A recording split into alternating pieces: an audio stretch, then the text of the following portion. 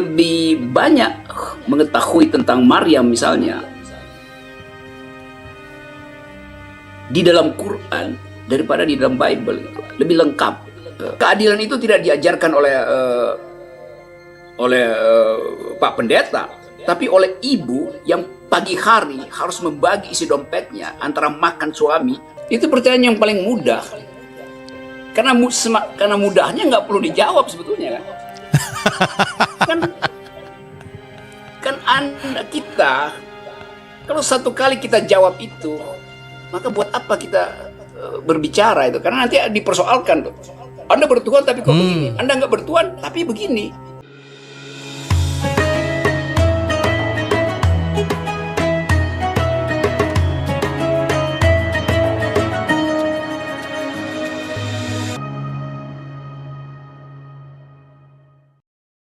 Jadi kalau kita mau berbicara tentang kemungkinan Pak Rocky, jadi kadangkala kita berbicara hal-hal religius itu tidak ada kaitannya dengan agama dong. Yaitu berbicara urusan batin seseorang dengan lingkungan sekitarnya yang dia hayati, kemudian mengarahkan dia kepada pemikiran, wow luar biasa, pasti ada yang menciptakannya. Nah kalau misalkan nih orang berkata bahwa Yesus ini pertengkaran ini polemik teologis juga dalam kekristenan, Pak Rocky juga pasti tahu itu. Jadi bahwa ada orang berkata bahwa sebagian berkeyakinan bahwa Yesus datang bukan untuk mendirikan agama. Yesus datang bukan untuk mendirikan gereja-gereja organisasi seperti sekarang ini. Tapi Yesus datang untuk membangun jalan ke sorga. Ini makna teologisnya. Untuk mengembalikan manusia kepada semacam tatanan awal penciptaan, rancangan awal penciptaan mereka. Sehingga yang dibangun sebenarnya adalah jalan hidup, the way of life, untuk orang bisa kembali kepada sang penciptanya melalui Yesus. Sehingga ucapan-ucapan yang mengatakan agama tidak menyelamatkan, gereja tidak menyelamatkan, ya, tapi percaya kepada Yesus dalam pengertian yang lebih hakiki, menjadi seperti Yesus, mengikuti pola hidup Yesus, akan membawa mereka kepada kekekalan.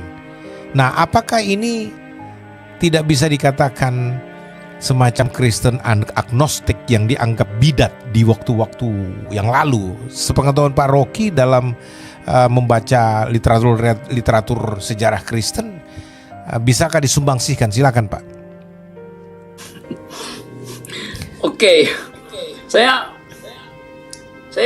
baca dan belajar Christian teologi itu dari versi filosofi. Saya juga baca Muslim teologi itu. Saya lebih banyak mengetahui tentang Maryam misalnya di dalam Quran daripada di dalam Bible. Itu lebih lengkap pengetahuan, ya, bukan soal keyakinan itu. Pengetahuan, uraian terhadap Maryam dan posisi Maryam di dalam Quran dibandingkan dengan Bible, kitab Maryam itu.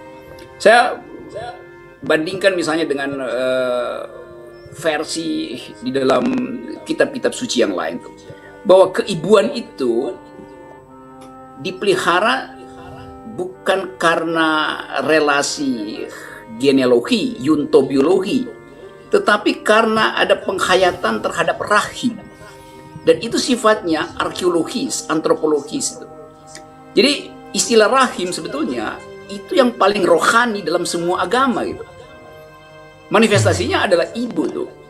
Nah, kekristenan mengandalkan itu, bahwa lahir dari rahim yang suci. Nah, versi ini yang saya anggap sebagai bagian sosiologi dari kehidupan kita sebagai manusia, karena kita share pengalaman memiliki ibu. Semua kita share pengalaman memiliki ibu. Tidak semua kita share pengalaman memiliki istri, tapi memiliki ibu adalah antropologi yang ada di dalam Quran, ada di dalam Bible, ada di dalam semua kitab suci itu. Jadi keibuan itu, femininity, itu justru yang diucapkan sebagai, sebut aja, kerohanian manusia tuh. Nah karena itu kaum perempuan selalu punya bayangan bahwa Tuhan itu versinya adalah feminin itu, goddess bukan God itu. Nah bagian ini yang ada juga di dalam filosofi, yaitu kalau kita baca misalnya sejarah dari mitologi Yunani, selalu bagian perempuan itu direndahkan dalam peradaban itu. Nah kita mau rekonstruksi sejarah di dalam upaya untuk melihat peluang bagaimana agar supaya kerohanian manusia itu tidak sekedar diandalkan pada ayat-ayat keagamaan, tapi juga pada pengalaman real menjadi manusia. Kan itu istilah-istilah yang dimaksudkan supaya kalau kita sebut universal religion harusnya juga masuk dalam pengertian itu. Saya menganggap bahwa surga adalah rahim ibu itu, karena di situ diajarkan tentang justice, keadilan. Keadilan itu tidak diajarkan oleh Pak Pendeta, tapi oleh ibu yang pagi hari harus membagi isi dompetnya antara makan suami dan anak-anak, tabungan buat anak atau permen buat anak. Di situ ada keadilan yang tidak mungkin dipahami oleh seorang pendeta pria. Dia nggak pernah tahu bagaimana cara membagi uang yang tinggal sedikit di dompetnya itu. Rahim perempuan dari awal bersifat divisi, mampu membagi antara nutrisi yang dia pakai buat dirinya dan nutrisi untuk bayinya. Jadi keadilan dimulai dari rahim ibu. Nah karena itu kemudian dianggap bahwa Tuhan pertama adalah perempuan. Itu catatan teologi yang masuk akal kalau kita hubungkan dengan keadaan kesosialan manusia sampai hari ini. Jadi bagian itu yang seharusnya juga diperlihatkan pada masyarakat, terutama khususnya tentu pada umat, supaya khotbah itu, pelajaran agama itu tidak semata-mata, saya pakai kata tidak semata-mata semacam derivasi dari doktrin, tetapi tumbuh dari bawah itu, bukan top down, tapi dari bawah ke atas. Itu pengalaman manusia mengajarkan kesosialan, pengalaman manusia membutuhkan kerohanian itu. Nah itu yang sekarang lagi dipromosikan justru oleh etikus, bukan oleh theologian. Orang-orang ahli-ahli etika, Peter Singer segala macam itu menumbuhkan bagian itu yang kita sebut sebagai a new kind of humanity. Oke, Pak Rocky, sebelum kita buka kesempatan buat yang bertanya, ini ada titipan pertanyaan buat Pak Rocky. Ya. Apakah seorang Rocky Gerung itu punya kepercayaan kepada Tuhan? Artinya orang mau tanya, Pak Rocky ini beragama ateis atau agnostik atau bagaimana? Saya juga sendiri dalam menerjemahkan pertanyaan-pertanyaan mereka ini memformulasikan dalam bentuk kalimat pertanyaan itu agak bingung juga, karena mereka melihat bahwa ini saya bisa tanggapin begitu karena mereka melihat Pak Rocky itu selalu bisa menarik semua pendapat-pendapat teologis kepada hal-hal yang aplikatif, sosiologis, antropologis, humanis, sehingga kata humanis yang tadi dipakai akan mendirikan agama humanis PBB ini itu itu mengait-ngaitkan ke Pak Rocky ini. Bagaimana Pak Rocky? Sebelum kita buka ini pertanyaan, itu pertanyaan yang paling mudah, karena mudahnya nggak perlu dijawab sebetulnya kan kita kalau satu kali kita jawab itu, maka buat apa kita berbicara itu? Karena nanti dipersoalkan tuh. Anda bertuhan tapi kok begini, Anda nggak bertuhan tapi begini. Kan itu soal yang apa namanya tuh, bahasa Ibrania tuh dabar Elohim itu, apa namanya, the word of God itu, yang merupakan pertanyaan dari awal, apa sebetulnya keinginan Tuhan terhadap Israel. Kan itu soalnya sama aja Anda bertanya itu.